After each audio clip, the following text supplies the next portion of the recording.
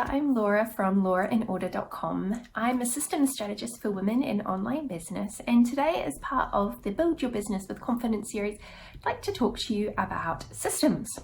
Now, I know for a lot of people, systems are not sexy and not fun, but trust me, having systems in your business can be an absolute game changer because they allow you to spend more of your time, more of your energy, more of your brain power on the things that you love. So that might be serving more clients, creating more content, or even spending more time out of your business, having more downtime, spending more time with your kids or your family.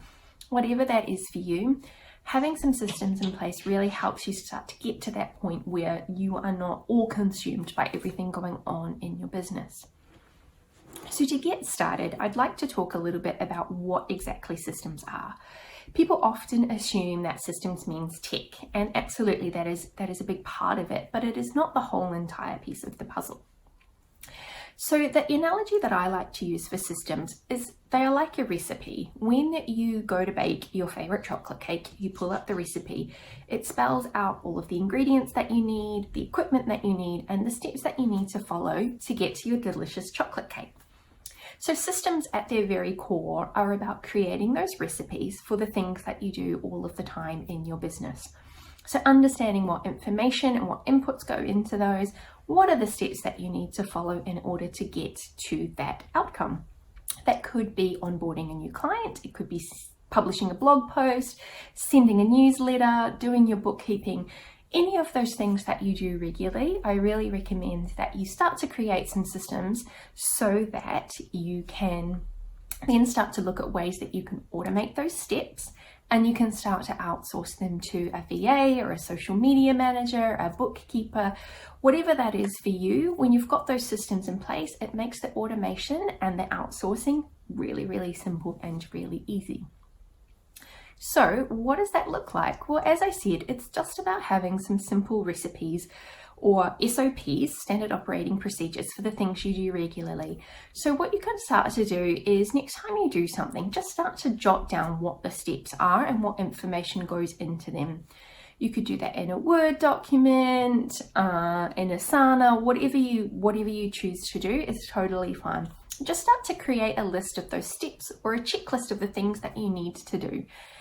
Then as you do those things again and again and again, follow the system, add in extra information, tweak the steps, and really start to get it running really smoothly and really easily.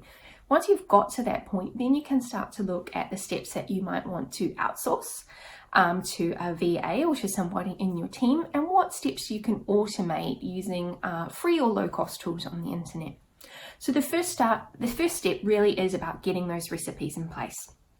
Other things I like to recommend is to use templates and forms as much as you can. So don't reinvent the wheel, don't start from scratch every single time. If you can create templates for emails that you send all of the time, or forms for questions and things that you get your clients to do all of the time, start to look at ways that you can create some templates around those things. Also start to look at ways that you can perhaps get a little more organized. So create some folder structures in your inbox, in your Google Drive or your Dropbox, whatever it is that you use, and use them. So just start to put things in their place. Next time you need to find something, you'll always know where to find it. Your team will always know where to find it, and it will save you, again, a lot of time and a lot of brain power. And of course, as I've already mentioned, there are a lot of free or low-cost apps and tools that you can use out there. So if you are doing things really manually, start to look at some of those tools out there. There are literally gazillions of them on the internet for almost anything that you can possibly imagine. So start to look at what you could perhaps automate and bring into an electronic system, which of course, if you're working with a team, also makes life easier because everybody's got access to the information and the applications, no matter where they are in the world. So I hope that was helpful. I hope that started to dispel some of the myths around systemizing. If you would like any more information about creating those recipes, automating, outsourcing, getting more organized in your business, I'd love for you to pop over to laurainorder.com.